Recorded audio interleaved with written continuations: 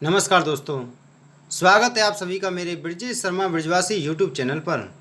दोस्तों, आज हम इस वीडियो में आपको सुना रहे हैं भगवान श्री गणेश जी की एक बहुत ही चमत्कारिक कहानी। कहते हैं कि इस कथा को बुधवार के दिन सुनने से सुहाग और भाई की लंबी उम्र होती है।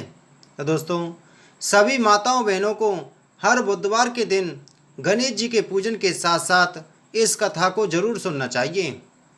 दोस्तों, भगवान गणेश जी को विघ्नहर्ता कहा जाता है।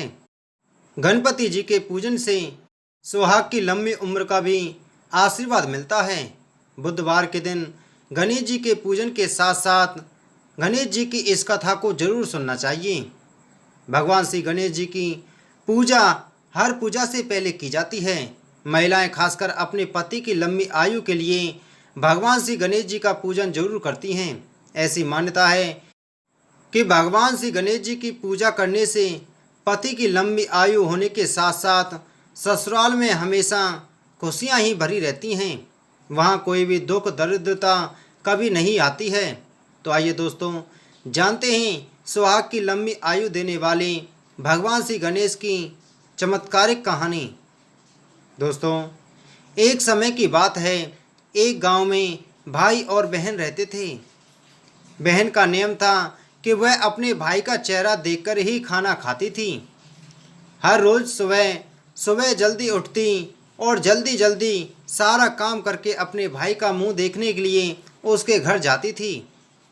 एक दिन रास्ते में एक पीपल के नीचे गणेश जी की मूर्ति रखी थी। उसने भगवान के सामने हाथ जोड़कर कहा कि मेरे जैसा अमर सुहाग और मेरे जैसा अमर पियर सबको दीजिए। यह कहकर वह आगे बढ़ जाती थी। जंगल के झाड़ियों के कांटे उसके पैरों में चुभा करते जाते थे। एक दिन भाई के घर पहुंची और भाई का मुख देखकर वह बैठ गई। तो भाभी ने पूछा, पैरों में क्या हो गया है? यह सुनकर उसने भाभी को जवाब दिया कि रास्ते में जंगल की झोंपड़ियों के गिरे हुए कांटे पाँव में चुभ गए हैं।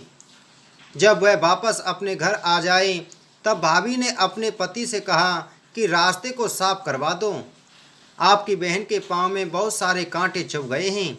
भाई ने तब कुल्हाड़ी लेकर सारी झाड़ियों को काटकर रास्ता साफ कर दिया, जिससे गणेश जी का स्थान भी वहां से हट गया। यह देखकर भगवान गुस्सा हो गए और उसके भाई के प्राण हर लिए। लोग अंतिम संस्कार के लिए जब भाई को ले जा रहे थे तब उसकी भाभी रोते हुए लोगों से कहने लगी, थोड़ी देर रुक जाओ, उसकी बहन आने वाली है, वह अपने भाई का मुख देखे बिना नहीं रह सकती है, उसका यह नियम है। तब लोगों ने कहा, आज तो देख लेगी पर कल कैसे देखेगी? रोज़ दिन की तरह बहन अपने भाई का मुख देखने के लिए जंगल से निकली। तब जंगल में उसने देखा कि सारा रास्ता साफ किया हुआ है।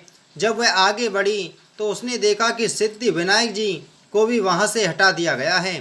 तब उसने जाने से पहले गणेश जी को एक अच्छे स्थान पर रखकर उन्हें स्थान दिया और हाथ जोड़कर बोली, भगवान मेरे जैसा अमर सुहाग और मेरे जैसा अमर पियर सबको देना, और फिर बोलकर आगे निकल गई।